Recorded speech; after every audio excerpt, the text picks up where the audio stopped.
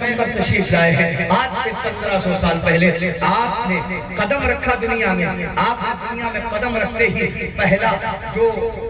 پہلے کلام کیا ہے اپنے رب سے، وہ اپنے امتی کے ذریعے سے کیا ہے. یا رب حبل امتی، اے اللہ میری امت کو بخش دے، اے اللہ میری امت کو میرے حوالے کر دے.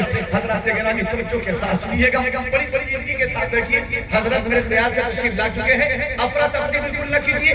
حضرت بڑی سنجیدگی کے ساتھ اسٹیج پر آ جائیں گے، انشاءاللہ ان کی سنجیدہ گفتگو آپ سماعت کرائیں گے، لیکن اٹھک بیٹھک بالکل نہ کریے، گفتگو سماعت کرتے رہیے. حضرات 1500 سال پہلے آقا تشریف لائے. 1500 سال پہلے لوگوں کا حال بڑا برا تھا، لوگوں کے حالات برے تھے، لوگوں کا دستور زندگی بگڑا ہوا تھا، لوگوں کا اصول بگڑا ہوا تھا، لوگوں کا ضابطہ بگڑے ہوئے تھے، لوگوں کے ضابطے بگڑے ہوئے تھے. انہیں یہ بھی تک نہیں پتا تھا کہ کھانا کیسے چاہیے، پینا کیسے چاہیے، بولنا کیسے چاہیے. حضرات گرامی نبی کونین صلی اللہ علیہ وسلم آتے ہیں اور آپ کی تبلیغ شروع ہوتی ہے.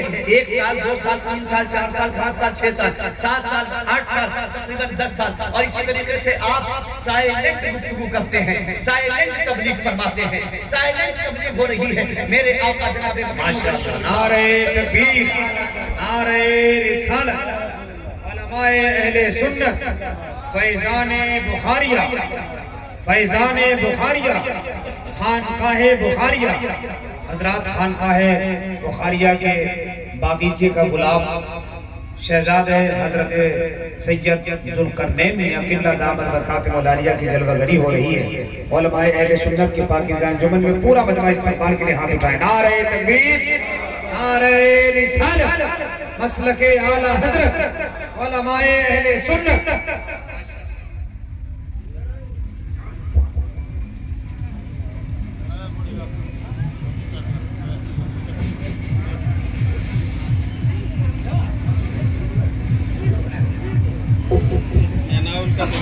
درود شریف پڑھیے. اللهم صل علی سیدنا و شفیعنا و نبینا و حبیبنا و کریمنا و مأوانا و ملجأنا و مولانا محمد مبارک وسلم.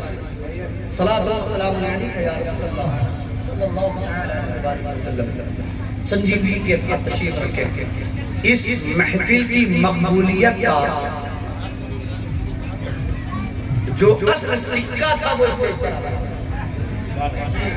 جو کھنک رہا تھا لفظوں کے ذریعے وجود سامنے موجود ہے. آپ کو رہا اور یقین جانے کی نبی کی محفل اور آل نبی آ جائے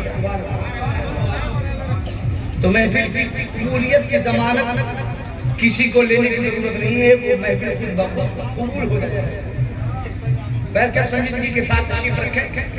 حضرت کی آمد ہو رہی انشاءاللہ.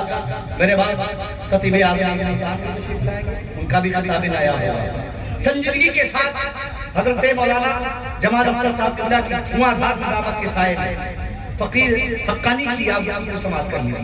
نبی کونین صلی اللہ علیہ وآلہ وسلم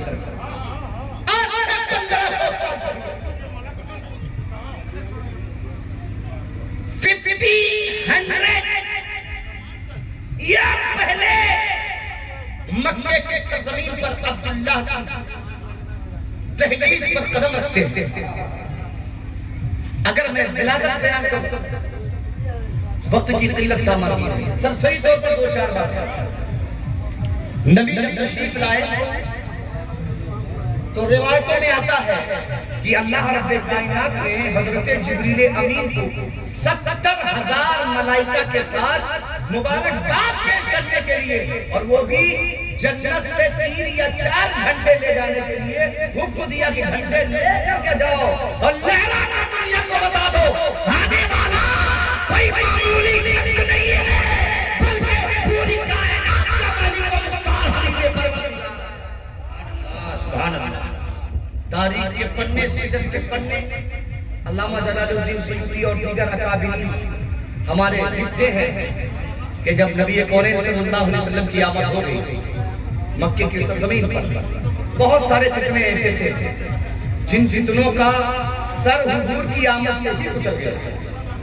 کچھ ایسے بھی بچے تھے جن کو حضور کو بعد میں اپنے کریکٹر اور کردار سے کچلنا تھا. نبی کونین صلی اللہ علیہ وسلم کی آمد پر 3 جھنڈے لائے. وہ جھنڈے جنت سے لائے گئے. پوچھنے والے پوچھتے ہیں کہ جھنڈا لگانا جائز ہے یا ناجائز ہے. یہ ایک الگ بحث ہے. میاں جھنڈا لے کر آنے والے کا نام جبریل امین. سبحان اللہ سبحان اللہ. اور ہم کلمہ طیبہ پڑھتے ہیں آمنت باللہ و ملائکتہ و کتبہ و رسولہ الی آخر. ہم کلمہ پڑھتے ہیں ایمان لایا ہے اللہ پر اور اس کے ملائکہ پر. اس کے تھوڑا سا ہاں کریں گے تو اچھا لگے گا. بولتے رہا کیجئے. یاد رکھیے جو قوم اپنے علماء کی بتائے ہوئے طریقے پر چلتی ہوئی نظر آتی ہے وہی کامیاب ہوتی ہے. یہ علماء کرام یہ مت دیکھیے کہ یہ غریب جھوپڑ پٹی میں رہنے والے مولوی ہیں. نہیں, ان کے قدموں کا وہ مقام ہے کہ جب یہ مدرسے میں پڑھنے کے لیے نکلے تو فرشتے اپنے پروں کو بچھاتے رہے. اور ان کو مہمان رسول کہا گیا. جب تک مدرسے میں رہے یہ مہمان رسول بن رہے اور مدرسے سے پڑھ پڑھ جب باہر ہوئے تو انہیں نائب رسول کے خطاب سے بات کیا ہے. جن کے منہ میں وفا کی زبان بیٹھے ہیں, ہماری جماعت کے یہ عظیم الشان بیٹھے ہیں. گرے نگاہ سے ان کو نہ دیکھنا ہرگز, زمین پہ علم و ادب کے آسمان بیٹھے ہیں. حضرات اس پہلو پر بھی میں گفتگو کروں گا جاتے جاتے 2-3 منٹ, لیکن میں عرض یہ کر رہا تھا کہ حضور نبی اکرم صلی اللہ علیہ وآلہ وسلم کی ولادت پر 3 جھنڈے, اور ایک روایت میں آتا ہے کہ 4 جھنڈے آئے. 4 جھنڈے آئے. ایک جھنڈے کو مشرق میں لگانے کا حکم ہوا, ایک جھنڈے کو مغرب میں لگانے کا حکم ہوا, اور ایک جھنڈے کے بارے میں روایت میں آتا ہے کہ خانہ کعبہ کی چھت پر لگایا گیا. توجہ ہے, زور سے بولیے توجہ ہے نا, زور سے بولیے, زور سے بولیے توجہ ہے نا, سن رہے نا. ایک کو خانہ کعبہ کی چھت پر, ایک روایت دوسری روایت کے متعدد روایتیں پائی جاتی ہیں. ایک روایت کے مطابق یہ کہ 4 جھنڈے آئے تو ایک کہاں لگایا گیا, مولا ایک کہاں لگائے, تو کہا ایک میرے محبوب کی ماں آمنہ کے گھر کی چھت پر لگا دو. زور سے بولو, زور سے بولو, اور بچوں کے بولو. مطلب یہ جھنڈا لگانا یہ فرشتوں کے سردار جبریل امین کی سنت ہے, اور جھنڈا لگانا پروردگار حضور کی آمد پر جھنڈا لگاؤ تاکہ جبریل کی سنت ادا ہو جائے, اور اپنے بچوں سے لگواؤ تاکہ رب کی سنت ادا ہو جائے. اور آنے والے اچھا بیان ہے بھائی, زندہ باد. آنے آئے ان کی تعداد کتنی بتائی گئی, کتنی بتائی گئی کہ 70,000 ملائکہ آئے. ٹھیک ہے, اور بھی روایتیں ہیں لیکن میں ایک ہی روایت 70,000 فرشتے حضرت جبریل امین کے ہمراہ. 70,000 فرشتے, بہت لاجواب. سبحان اللہ. آج اگر ہم 2-4 ہزار لوگ نبی کی آمد پر جلوس نکالتے ہیں تو ٹنگ کے لوگ اعتراض کرتے ہیں ثبوت تو ثبوت. ہم کہتے ہیں اگر مانے تمہیں دودھ پلایا ہے تو جبریل سے پوچھو 70,000 کیوں لے کے آئے تھے. جواب نہیں ہے, اور یہ جگہ سوال کرنے کی نہیں ہے, بس ایمان رکھنے کے لیے. آمنت باللہ, ایمان لایا اللہ پر, و ملائکہ, اس کے ملائکہ پر, تو جو ملائکہ کرے وہ کرو. جو ہے نا, زور سے بولو, زور سے بولو سبحان اللہ. اور ایک بات کرتا چلوں, خانہ کعبہ کی چھت پر جھنڈا کیوں لگایا؟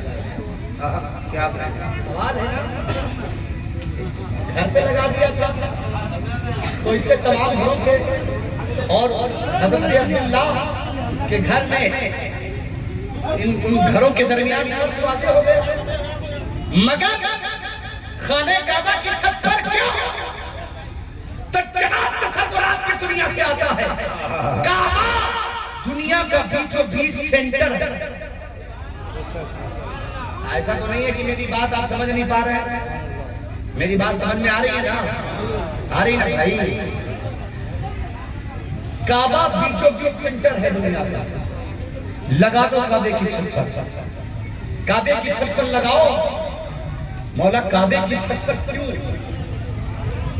اس لیے ایک نقطے کی طرف اشارہ کرنا چاہتا ہوں, اس لیے کہ ہندوستان والا بھی اگر نماز کے لیے نیت مانگے گا شریف کی طرف.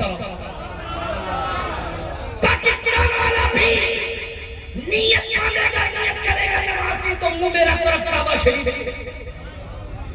Indonesia, Malaysia, Thailand, Canada, چین، Japan, Bangladesh, Bhutan, Nepal, Mauritius, Australia, Malaysia, Europe, برطانیہ، امریکہ، افریقہ، دنیا کا کوئی بھی ملک ہو جو جہاں سے بھی نیت کرے گا نماز کی تو کہے گا منہ میرا طرف کعبہ شریف کے. اللہ اکبر. کعبے کے چھت پر گاڑ دو، جھنڈا لگا دو کعبے کی چھت پر تاکہ دنیا جان لے آنے والے کی نبوت و حکومت کسی ایک ملک کے لیے نہیں ہے. زور سے بولو، زور سے بولو. کسی ایک ملک کے لیے نہیں، آنے والے کی حکومت پوری دنیا کے لیے ہے. امریکہ کے لیے بھی ہے، افریقہ کے لیے بھی ہے، افغانستان کے لیے بھی ہے، چین کے لیے بھی ہے، برطانیہ کے لیے بھی ہے، کوریا کے لیے بھی ہے، انڈومان کے لیے بھی ہے. کائنات کے چپے چپے پر جس رسول کی حکومت ہونے والی ہے، ذرے ذرے پر جس پیغمبر کی حکومت چلنے والی ہے، اسی پیغمبر کا نام محمد رسول اللہ. سبحان اللہ، سبحان اللہ صلی اللہ علیہ وسلم. اب ان کی زندگی دیکھیے. میں بچپن کو بیان کروں گا تو وقت نہیں، جوانی بیان کروں گا تو وقت نہیں. 63 سالہ زندگی ہے. اونلی 63 سال کی زندگی میں میرے آقا نے پوری دنیا میں وہ انقلاب پیدا کیا جو آدم سے لے کر اب تک اور صبح قیامت تک ایسا انقلاب کوئی پیدا ہی نہیں. توجہ ہے آپ کی؟ علماء کرام کی پشت پناہی حاصل کریں. یہ علماء ہیں ہمارے، یہ بزرگ ہیں ہمارے. الحمدللہ انہی بزرگوں سے جو ہم لوگوں نے سیکھا وہی سنا رہے ہیں. محبتوں کے ساتھ سماعت کریے. حضرات 63 سالہ نبی کونین صلی اللہ علیہ وآلہ وسلم کی 63 سالہ زندگی میں 40 سال کی زندگی آپ تھوڑا سا علیحدہ کر دیں. 40 سال 63 سال میں سے 40 نکال دیں کتنا بچے گا؟ بولیے 23 سال بچیں گے. 23 سال کی زندگی آپ دیکھ لیجئے، کوئی جواب نہیں میرے مصطفیٰ. اور 40 سال پہلے کی زندگی دیکھ لیجئے، ابھی اعلان نبوت نہیں کیا ہے. ابو جہل کہتا ہے محمد رسول اللہ کے جیسا کوئی نہیں. عتبہ بول رہا ہے محمد کے جیسا کوئی نہیں. شیبہ بول رہا ہے محمد کے جیسا کوئی نہیں. حضرات گرامی، تمام کفار و مشرکین جس کی امانت و دیانت اور جس کی صداقت و حقانیت کی قسمیں اٹھا رہے ہیں، وہ ذات محمد رسول اللہ کی ہے. خدا کی عزت کی قسم کہتے لوگ کہ پوری کائنات میں محمد کے جیسا کوئی نہیں. اللہ اکبر کبیرہ. اب ذرا دیکھیے، یہ وہی پتھر دل لوگ ہیں جو بھی ہاتھ میں پتھر اٹھائیں گے. ابھی تو میرے مصطفیٰ جان رحمت صلی اللہ علیہ وسلم اپنے کردار کے ذریعے، اپنے افعال کے ذریعے، اپنی زبان کے ذریعے، اپنی خاموشی کے ذریعے، اپنے کریکٹر کے ذریعے اسلام کی تبلیغ کر رہے ہیں. لوگوں تک یہ حقوق پہنچا رہا ہے، لوگوں تک فرمان الہی پہنچا رہا ہے. کریکٹر کیسا ہونا چاہیے؟ محمد عربی کو دیکھیے. زبان کیسی ہونی چاہیے؟ محمد عربی کو دیکھیے. اخلاق کیسا ہونا چاہیے؟ محمد عربی کو دیکھ لو. حضرات کرام 40 سال پہلے کی زندگی آپ دیکھیے. میرے آقا علیہ السلام کی زندگی کو کوئی ایسا نہیں ہے جو میرے نبی پر انگلی اٹھا رہا ہو، بلکہ سب کہتے ہیں اس پورے مکے کے اندر، اس مکے کی وادیوں میں ہر طرف نظر اٹھا کر کے دیکھ لو تو کوئی آمنہ کے لال کی طرح نظر نہیں آتا. یہ اپنے نہیں غیر بول رہے ہیں. لیکن سنیے میرے پیارے، 40 سال کمپلیٹ ہوتا ہے، میرے آقا علیہ السلام کی طرف پیغام آتا ہے رب کی جانب سے، محمد عربی میرے محبوب اب اعلان نبوت فرما دو. اب اعلان نبوت فرما دو. 40 سال کمپلیٹ ہوئے، میرے آقا علیہ السلام نے اعلان نبوت فرمایا. جیسے ہی اعلان نبوت فرمایا تھا، وہی لوگ جو قسمیں اٹھا رہے تھے آپ کی امانت کی، آپ کی دیانت کی، آپ کے علم کی، آپ کے ادب کی، آپ کے تقوی کی، آپ کے طہارت کی، آپ کی صداقت کی، آپ کی زبان کی، آپ کی بولی کی، آپ کے اخلاق کی، آپ کے صبر و تحمل کی، آپ کے انداز تکلم کی جو قصبے اٹھا رہے تھے، آج جیسے ہی میرے آقا علیہ السلام نے اعلان نبوت فرمایا، ہاتھوں میں لوگوں نے پتھر اٹھا لیا اور کہا تم مجھ سے میرا دین چھیننا چاہتے ہو، میرا اسلام میرا مذہب چھیننا چاہتے ہو، اپنے نئے دین کو تشکیل دینا چاہتے ہو، اپنا نیا دین لوگوں تک پہنچانا چاہتے ہو، ہم ایسا ہرگز نہیں ہونے دیں گے۔ میرے آقا نے فورس نہیں جمع کی تھی، میرے پیغمبر نے ٹیم نہیں تیار کی تھی، کوئی نہیں تھا، مکے کے سرزمین پر اکیلا عبداللہ کا نور نظر ہے۔ حضرات گرامی، چاروں طرف سے کفار و مشرکین ہے، ان کفار و مشرکین کے لرزے میں محمد عربی صلی اللہ علیہ وسلم 40 سال تک سائے میں تبلیغ کرتے رہے، اور جیسے ہی 40 کمپلیٹ ہوا، حضرات 40 کا بڑا مسئلہ ہے، اس پر گفتگو کریں گے تو بڑی لمبی باتیں ہوں گی اور بڑا دلچسپ معاملہ بنے گا، لیکن اس پر گفتگو نہیں کرنا ہے۔ انشاءاللہ تھوڑی دیر کے بعد خطیب اعظم ہندوستان سے آپ اور سماعت کریں گے۔ حضرت بھی بیان کریں گے، حضرت تشریف لائے ہیں، حضرت کا بھی خطاب نایاب ہوگا اور نبی کی بات آل نبی کی زبان سے، سبحان اللہ۔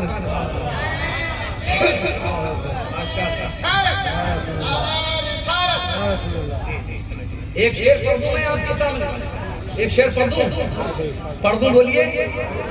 رب کے محبوب کے ہاتھوں ہے ضمانت میری، رب کے محبوب، رب کے محبوب کے ہاتھوں ہے ضمانت میری، رب کے محبوب، رب کے محبوب کے ہاتھوں ہے ضمانت میری، کیسے کہہ دوں کہ نہیں ہو شفاعت میں، کیسے کہہ دوں۔ اور جس کے لیے میں نے شعر پڑھا ہے، مطلب پڑھا ہے، یہ تقریباً 2015 میں میں نے کلام کہا تھا، الحمدللہ آپ کو تقریباً 700-800 900 پار ہو گئے ہوں گے انہیں کلام الحمدللہ۔ یہ مدینے والے کا کرم ہوتا تو لکھتا رہتا ہوں، رتب فرمائے وہ شعر جس کے لیے میں نے مطلب پڑھا، ملاحظہ فرمائے کہ میں ہوں حسینین کے، اگر آپ مسکرائے گے تو کیا کہنے، میں ہوں حسینین کے بیٹوں کے غلاموں کا غلام، زور سے بولیے، زور سے بولیے۔ یہ وہ غلامی ہے جس پر حضرت عمر فخر فرماتے ہیں، زور سے بولیے۔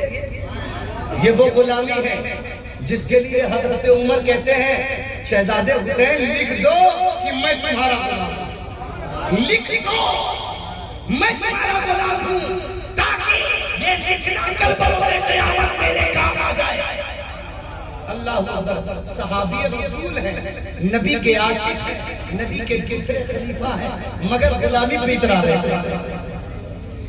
میں ہوں حسنین کے نانا کے غلاموں کا غلام، میں ہوں حسنین کے، میں ہوں حسنین کے بیٹوں کے غلاموں کا غلام،